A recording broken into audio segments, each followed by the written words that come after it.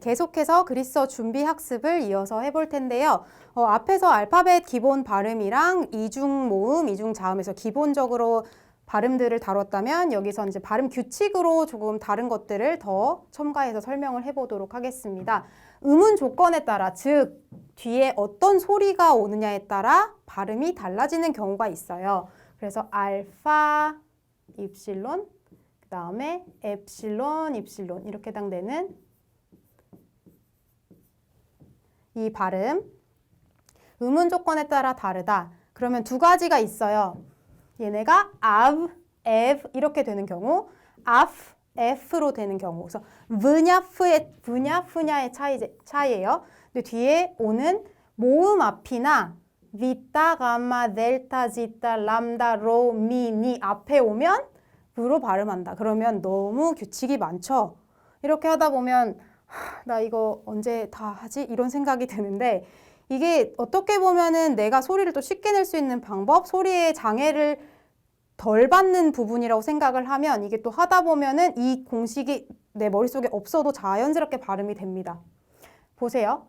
빠보, 빠포보다 훨씬 빠보가 자연스럽죠. 한번 해보세요. 소리를 내보시면 훨씬 어려워요. 빠포 일부러 하려고 그러면 빠보 좀 자연스럽게 흘러가듯이 나는 소리가 자연스러운 소리입니다. 그 다음에 아브리오, 아프리오 하면은 발음이 너무 거칠죠. 프르 막 계속 만나니까 마찰음이 아브리오. 그래서 아브 발음이고 아브구스토스, 아브구스토스 하면은 여기도 감마 앞이니까 아브 소리가 납니다. 아브구스토스. 그 다음에 에바, 에바, 에파 하면 조금 힘들죠. 에바. 그 다음에 에블로고, 에블로고 이런 단어들이 av, ev로 발음되는 경우입니다. 그 다음에 f, f를 내는 f로 발음되는 경우는 뭐 그 나머지겠죠? 까빠, 뿌, 따프, 히, 피, 피따, 시그마, 십, 시압. 뭐 둘 중에 뭐 하나만 굳이 외우시고 싶으면 하나만 해서 그거 아닌 거 이렇게 하시면 되는데 자, 볼게요. 아프티, 그 여자라는 뜻인데 아프티 이거보다는 아프티 훨씬 더 명확하게 발음이 되고 그 다음에 아프토키니토, 아프토키니토 자동차라는 뜻입니다. 아프토키니토, 아프토키니토 그리고 그리스어에서 많이 쓰는 감사합니다 라는 단어 에프하리스토, 에프하리스토, 에프하리스토 F 발음이 되고 그 다음에 에프티히야, 에프티히야, 에프티히야보다 에프티히야가 흘러가는데 조금 장애를 좀 덜 받아요. 그래서 이 경우는 개인적으로는 이런 규칙을 외우신다기보다는 이 경우에 단어들이 나올 때마다 정확한 발음으로 입력을 시키시면 돼요. 빠보, 빠보, 아브리오, 아브리오 이런 식으로 읽는 연습을 해서 그냥 자연스럽게 내가 인지할 수 있도록 하시는 게 좋습니다. 이건 수학이 아니기 때문에 이런 공식들을 언제까지 내가 외울 수 있을 수도 없고 그리고 실제로 저도 이거를 배우긴 했지만 이거에 맞춰서 뭐 이걸 해야지 해본 적은 없고 거의 그 단어가 나올 때마다 여러 번 소리를 내는 방법으로 인식을 하고 넘어가는 방법을 사용했었습니다. 자, 그 다음에 비음이라는 건 콧소리죠. 코에서 소리가 나는 브, 드 여기에서 프와 트 이 경우가 어떻게 바뀌는지 원래 읽으려면 어떻게 읽어요? 하고 뿌잖아요. 그럼 암벨리 이렇게 하고 싶잖아요. 그런데 본래 그게 아니라 뒤에 소리가 따라오기 때문에 조금 눌러주는 느낌처럼 암벨리, 암벨리 이렇게 됩니다. 소리가 조금 부드러워진다 라는 느낌으로 그 다음에 빤따 아니고 빤따가 아니고 빤다, 빤다 이렇게 돼요. 그리고 여기도 뺀데, 뺀데, 뺀때 아니고 뺀데 그래서 드, 뺀데, 빤다, 암벨리 이런 식으로 읽습니다. 같이 이중으로 있을 때 그리고 2번 같은 경우 아까 잠깐 앞에서 설명을 했는데 단어의 중간에 감마, 까빠 또는 감마가 오면 한국어의 이응 받침 뭐 플러스 그처럼 이렇게 돼요. 안 갈랴 이렇게 되고 앙겔로스 그리고 펜가리 이런 식으로 이렇게 펜가리가 되죠. 이 소리에 해당되는 게 펜가리. 그래서 발음 앙갈랴 앙겔로스 펜가리. 그런데 한국어의 이응 받침처럼 굉장히 명확하게 하는 스타일은 또 아니에요. 그리스어가. 그래서 한번 여러분이 이 단어 나올 때 이제 원어민들의 소리를 유의 깊게 한번 들어보세요. 유의해서 들어보시고. 그 다음에 아까 얘기했듯이 감마 까빠의 경우는 단어 맨 앞에 오면 영어의 G처럼 발음합니다. 그래서 여기 보면 맨 앞에 왔으니까 가르소니에라 그리고 가지 이렇게 발음을 하게 됩니다. 그래서 이러한 규칙들이 있으니까 소리가 나오면 두 개를 눌러서 읽는다. 여기 같은 경우는 원래 음이면 뿌, 뜨 이렇게 읽어야 되는데 암벨리 아니고 암벨리, 빤따 아니고 빤다 이런 식으로 가는 거 기억하시고 또 이응 받침으로 소리 나는 감마 까빠, 감마 기억하시고 감마 까빠가 단어 맨 앞에 오면 영어의 G처럼 발음한다. 이거를 기억하시면 되겠습니다. 그다음 시그마 같은 경우도 음운 상황에 따라서 어떤 소리가 따라오느냐에 따라서 달라져요. 시그마는 원래 S 발음에 가까운데 그 뒤에 유성 자음, 성대가 울리는 자음 비타, 감마, 델타, 지타, 람다, 로, 미, 니 이런 소리들이 올 때 z로 발음하는 것이 규칙이에요. 원래는 스 이렇게 발음을 하지만 또 예외가 있습니다. 그래서 비타가 뒤에 오면 스비노 아니고 스비노 이렇게 되고 미가 뒤에 오기 때문에 스미르니 아니고 스미르니 이렇게 됩니다. 지역 이름이고 그 다음에 아스베스티스 아니고 아스베스티스 이렇게 읽어야 돼요. 예외로는 아일랜드, 이슬란디아 여기는 아이슬란드의 경우는 이렇게 읽고 그 다음에 슬라브인 같은 경우는 슬라보스로 그대로 읽습니다. 원래 이제 고유명사의 부분이 있으니까 여기 같은 경우는 이제 고유명사기 때문에 그대로 읽는 경우고 기본적으로 그리스어 안에서 그 규칙 자체는 이렇게 유성자음이 올 때 z로 바뀐다. 근데 이 부분은 중급 이상을 가도 학생들이 많이 읽어보지 않으면 좀 헷갈려 하면서 소리를 잘 못 내고 결국은 스비노 이렇게 읽는 경우가 있거든요.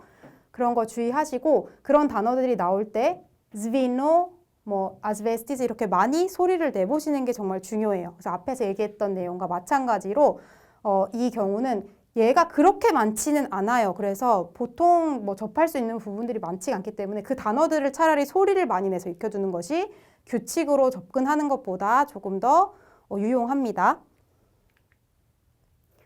자, 그 다음에 발음이 안 되는 경우 입실론, 이 발음을 쓰죠.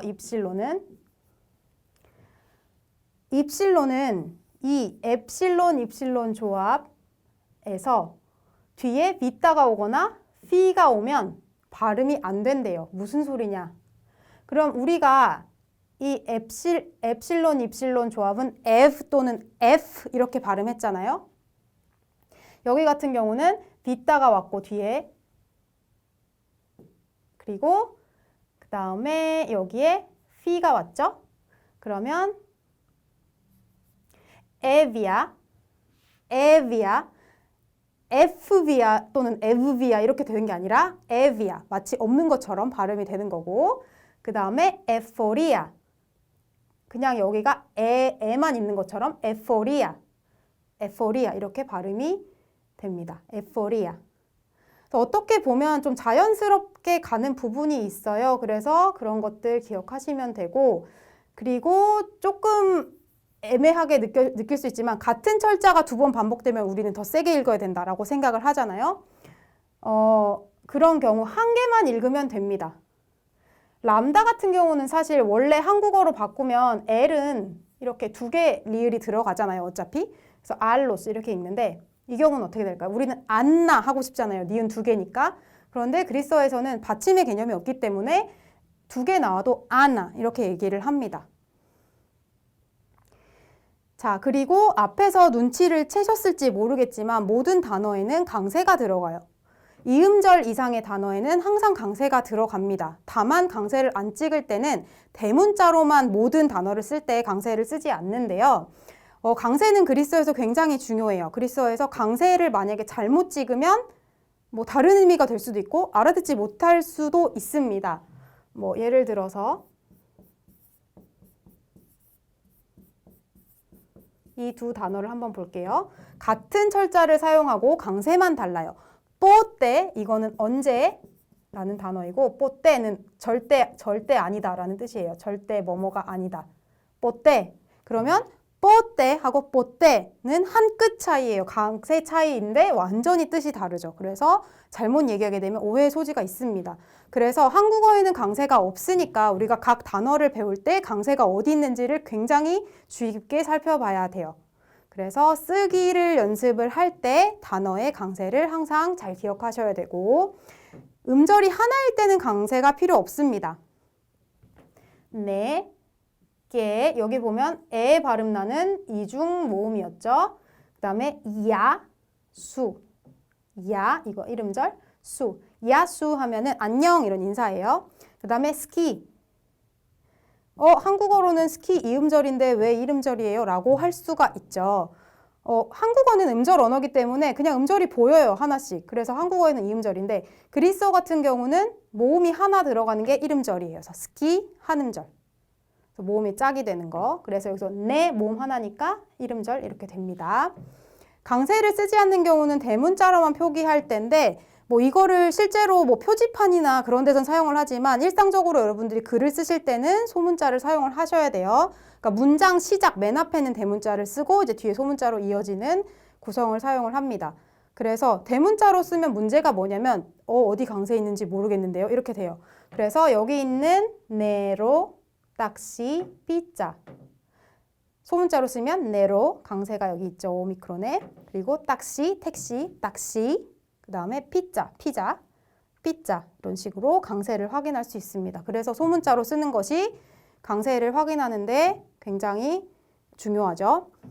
그 다음에 요따 같은 경우 이게 아이처럼 생긴 거에 점이 두 개가 있다. 그러면 이중모음 기본 규칙을 적용하지 않습니다. 각각 읽는다는 얘기예요. 여기 보면 아까 전에는 뭐 이런 식으로 쓸 수도 있어요. 마이오스 하면 앞에 강세가 있으니까 하나씩 읽는다. 그거랑 같은 맥락이고 예전에는 이렇게 두 개를 찍어서 마이우 이런 식으로 해서 아이 이렇게 읽습니다. 마이우 여기는 소유격이 되고요. 그 다음에 아인슈타인의 경우도 아인스타인, N 아니고 아인스타인, 아인스타인 이런 식으로 하나씩 읽어주게 되고 그 다음에 여기도 요따에 점이 두 개 있으니까 강세 두 개니까 라이끼, 레끼 아니고 라이끼 이렇게 읽어야 됩니다. 자, 그 다음에 고유명사의 경우는 맨 앞 글자를 대문자로 쓰고 뒤에 이제 소문자로 이어서 쓰는데요. 그리스 같은 경우 엘라다 이렇게 쓰고 만약에 일반적인 명사다 할 때는 뭐 이렇게 바로 소문자로 호라 나라라는 뜻의 단어를 그대로 써주면 됩니다. 뭐 이름 쓸 때도 맨 앞엔 대문자 쓰겠죠. 고유명사니까. 그리고 아까도 잠깐 얘기했듯이 시그마 같은 경우는 시그마로 끝나는 단어다. 그러면 이렇게 S처럼 쓰고 나머지는 이렇게 써줍니다. 보면 그리스 남자 이름 코스타스라는 이름 끝에 시그마가 와서 이렇게 써주었고요. 그 다음에 아스베스티스 여기도 시그마를 써주었습니다. 뭐 중간에 보면은 여기 단어 중간에 들어갔을 때는 다 이렇게 시그마를 써준 것을 볼 수가 있죠. 그래서 맨 마지막에 올 때는 S처럼 생긴 시그마를 사용을 한다는 거 꼭 기억하시고 그리고 문장 부호로 한번 얘기를 또 해볼게요. 문장 부호는 그냥 우리가 아는 대로 생각하시면 돼요. 마침표, 쉼표, 뭐 느낌표, 말줄임표 똑같은데 다른 점 물음표랑 인용할 때 누군가의 말을 인용할 때 물음표는 이렇게 씁니다. 우리는 이렇게 쓰죠. 물음표를 이렇게 쓴다는 점 기억하시고, 인용할 때 우리는 따옴표, 큰 따옴표, 뭐 작은 따옴표 이렇게 하는데 여기서는 그리스어에서는 이런 식으로 괄호를 사용을 합니다. 그래서 책 같은 걸 보시면 이렇게 괄호를 사용한 것을 볼 수가 있습니다. 이렇게 해서 발음 규칙까지 알아보았습니다. 여러분들이 발음을 한 번에 이렇게 소개를 한 거를 하나씩 차근차근 조금 늘려나가시는 방법을 사용해서 일단 알파벳부터 끝까지 잘 익숙하게 먼저 입력을 하시고, 그 뒤에 일과부터 시작을 하시면 조금 더 수월하게 그리스어를 시작하실 수 있을 겁니다. 이렇게 해서 수업을 마치도록 하겠습니다.